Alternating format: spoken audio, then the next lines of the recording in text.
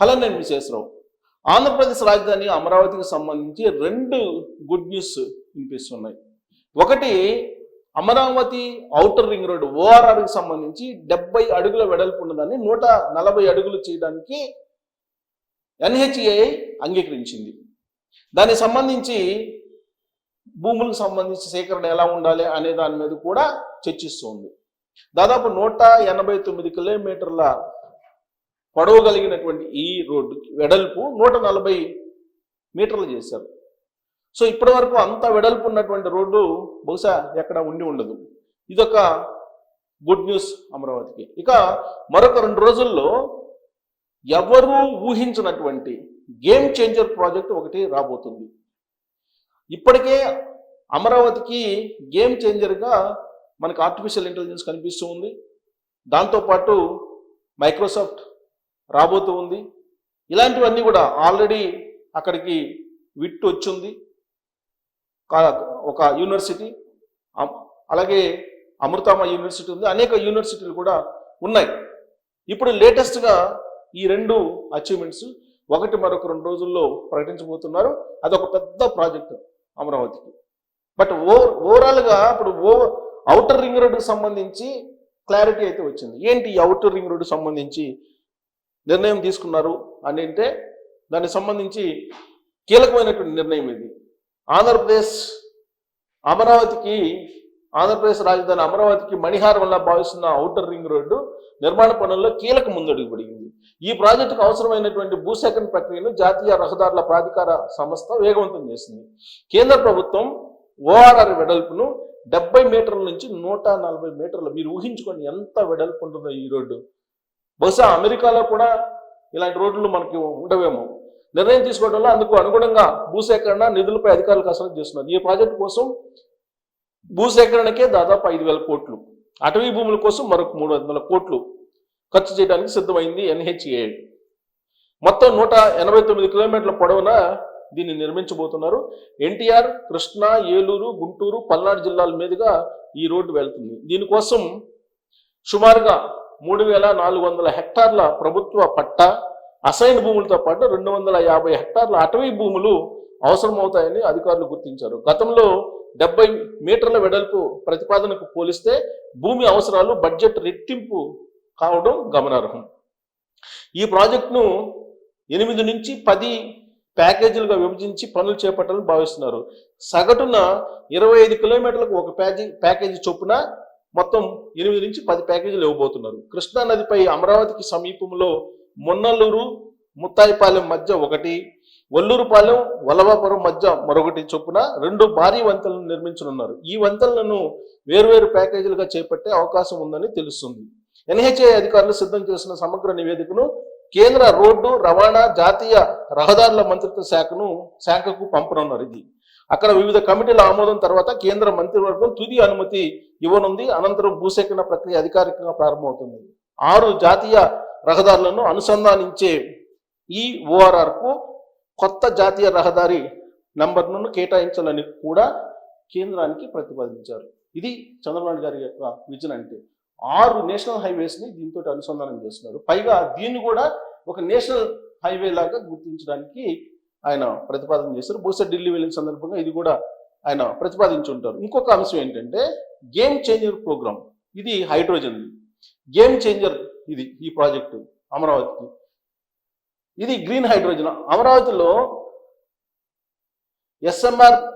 SRM యూనివర్సిటీలో నిర్వహించిన green hydrogen సబ్మిట్లో Chandrababu Naidu గారు ఒక ఆసక్తికరమైనటువంటి ప్రాజెక్ట్ని తెర మీద తీసుకొచ్చి సూచాయిగా చెప్పారు. గ్రీన్ హైడ్రోజన్ను తక్కువ వ్యయంతో ఉత్పత్తి చేసేలా కొత్త సాంకేతికతను అభివృద్ధి చేయాలని ఆయన స్పష్టం చేశారు. యూనివర్సిటీలు పరిశోధకులు ముందుకు రావాలని ఆయన పిలిచారు. గ్లోబల్ వార్మింగ్ దృష్ట్యా గ్రీన్ హైడ్రోజన్ ప్రాధాన్యత భవిష్యత్తులో ఉంటుందని చెప్పి ఆయన భావిస్తున్నారు. అందుకే పర్యావరణ హితాన్ని దృష్టిలో ఉంచుకొని గ్రీన్ హైడ్రోజన్ ఉత్పత్తి పెద్ద ఎత్తున జరగాలని చెప్పి ఆయన భావిస్తున్నారు. 2070 నాటికి అంటే యాక్చువల్గా విజన్ 2047, కానీ 2070 నాటికి కర్బన రహిత ఇంధనాలు వాడాలన్నది జాతీయ లక్ష్యం. కర్బన రహిత ఇంధనాలు వాడాలని, అవి వాడితేనే రాబోయే రోజుల్లో మనకి ఆక్సిజన్ అందుతుంది, లేదంటే లేదు. తక్కువ ఖర్చుతో హరిత విద్యుత్ తయారీ, స్టోరేజ్పై దృష్టి సారించాలి. కేంద్రం కూడా గ్రీన్ హైడ్రోజన్ పరిశోధన ఉత్పత్తికి అధిక ప్రాధాన్యత ఇస్తుంది. కొత్త ఆవిష్కరణలను అందిపుచ్చుకునేందుకు ఏపీ ముందుంటుంది. ఇంధన ఖర్చు తగ్గాలి, ప్రజలకు ప్రయోజనం చేకూరాలి. గ్రీన్ హైడ్రోజన్తో అతి తక్కువ ఖర్చుతో విద్యుత్ ఇవ్వడం సాధ్యం. 2030 నాటికి 500 గిగావాట్ల గ్రీన్ హైడ్రోజన్ తయారీ లక్ష్యంగా ప్రధానమంత్రి నిర్ణయించారు. గ్రీన్ హైడ్రోజన్ తయారీ లక్ష్యంలో దాన్ని భాగస్వామ్యం అయ్యి ఆంధ్రప్రదేశ్లో తీసుకురావడానికి ప్రయత్నం. అదే గేమ్ చేంజర్. ఇంధన రంగంలో ప్రస్తుతం సహజంగా ఎదుర్కొంటున్న సవాళ్ళను అధిగమించాలా, పరిశోధనలు చేసి పరిష్కరించాలని చెప్పి చంద్రబాబు గారు పిలుపునిస్తున్నారు. సాంప్రదాయ ఇంధన వనరుల కారణంగా తీవ్రమైనటువంటి కాలుష్యం బారిన పడుతున్నామని, నెట్ జీరో కార్బన్ లక్ష్యాల సాధనకు గ్రీన్ హైడ్రోజన్ లాంటి ఇంధనమే పరిష్కారం అని చెప్పి ఆయన భావిస్తున్నారు. అందుకే సమీప భవిష్యత్ అంతా గ్రీన్ హైడ్రోజన్దేనని, ఇంధన రంగంలో ఇది గేమ్ చేంజర్గా ఉంటుందని చెప్పి అంటున్నారు. తక్కువ ఖర్చుతో సామాన్యులు కూడా దీని వ్యయాన్ని భరించేలాగా ఉంటుంది కాబట్టి దీన్ని తయారు చేయాలన్నారు. ఇక్కడ విశాఖలో ఎన్టీపీసీ సంస్థ గ్రీన్ హైడ్రోజన్ తయారు చేసేందుకు ప్లాంట్ను ఏర్పాటు చేస్తుందన్నారు. అలాగే కాకినాడలో గ్రీన్ అమ్మోనియం ఉత్పత్తి కూడా త్వరలోనే ప్రారంభమవుతుంది. 160 మెగావాట్ల గ్రీన్ హైడ్రోజన్ ఉత్పత్తి లక్ష్యాన్ని నిర్దేశించుకుంది ఏపీ.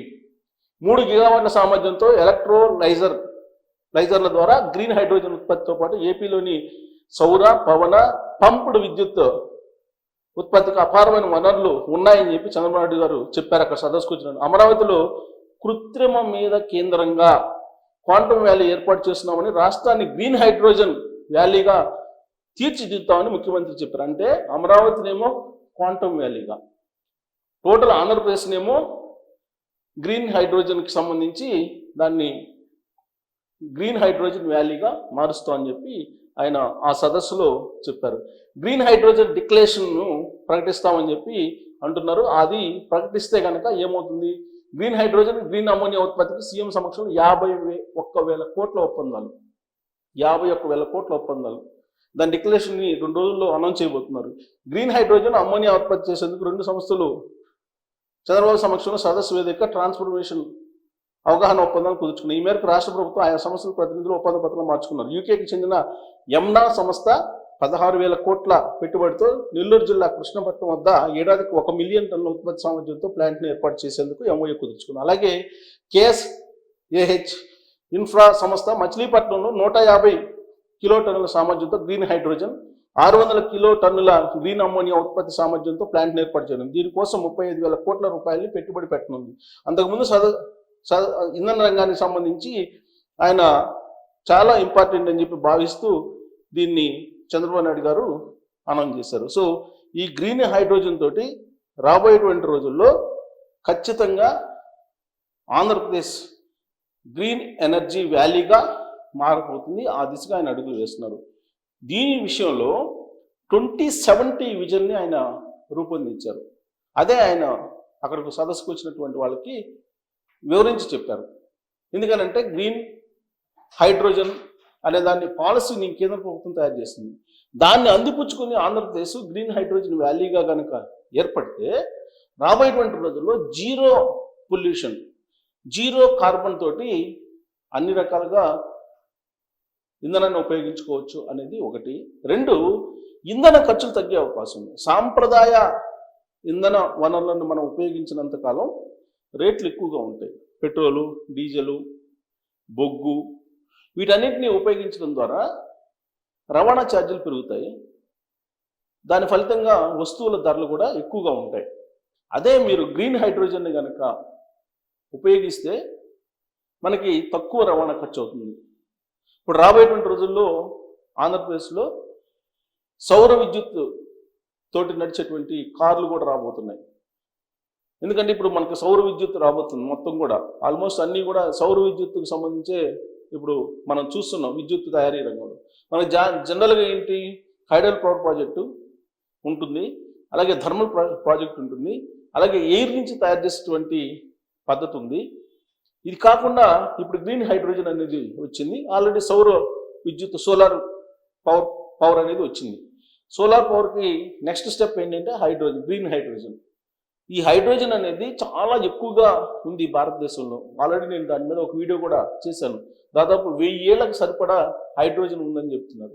సో గ్రీన్ హైడ్రోజన్ దాన్ని మనం ఉత్పత్తి చేసుకొని దాన్ని ఇంధనంగా కనుక వాడుకుంటే, సాంప్రదాయేతర ఇంధనంగా దాన్ని ఉపయోగించుకుంటే మనకి కాలుష్యం లేనటువంటి ఆంధ్రప్రదేశ్ని మనం చూడొచ్చు. అందుకే గ్రీన్ హైడ్రోజన్ వ్యాలీగా ఆంధ్రప్రదేశ్ ప్రపంచానికి కనిపించబోతుంది 2070కి అని చెప్పి చంద్రబాబు గారు ఆయన విజన్ని ఆవిష్కరిస్తున్నారు.